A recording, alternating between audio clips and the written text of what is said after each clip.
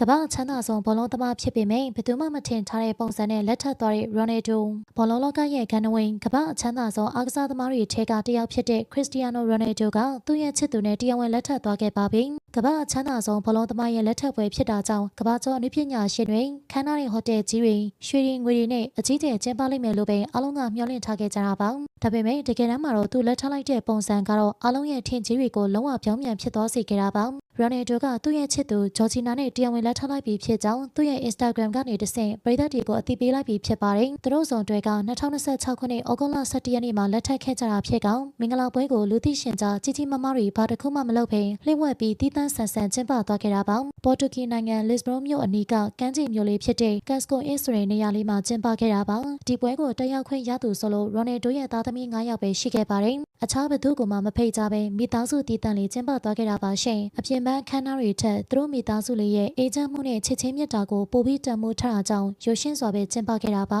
ရိုနယ်ဒိုနဲ့ဂျော်ဂျီနာတို့ရဲ့အချစ်ဇလန်းကရုပ်ရှင်ဆန်ပြီးသူတို့စားတွေ့တဲ့အချိန်ကတော့မက်ဒရစ်မြို့ကဂူချီဆိုင်လေးမှာဂျော်ဂျီနာကအယောင်းဝန်ထမ်းဖြစ်အလုပ်လုပ်နေတဲ့အချိန်ဖြစ်ပါတယ်အဲဒီဂူချီဆိုင်လေးမှာဆုံတွေ့ခဲ့ကြတဲ့အချိန်ကစလို့ဒီကနေ့အချိန်ထိသူတို့နှစ်ဦးကခိုင်ခိုင်မြဲမြဲလက်တွဲလာခဲ့ကြတာပါရိုနယ်ဒိုနဲ့ဂျော်ဂျီနာတို့ရဲ့ရုပ်ရှင်နဲ့မင်္ဂလာပွဲကိုသဘောကျလားဒါမှမဟုတ်ဆန်းဆန်းပြပြမင်္ဂလာပွဲတွေကိုသဘောကျရလားရှင်ဂျီယာပရိသတ်များလုံးကိုကျေးဇူးတင်ပါတယ်နေ့ရက်တိုင်းအတွက်ပျော်ရွှင်ပါစေ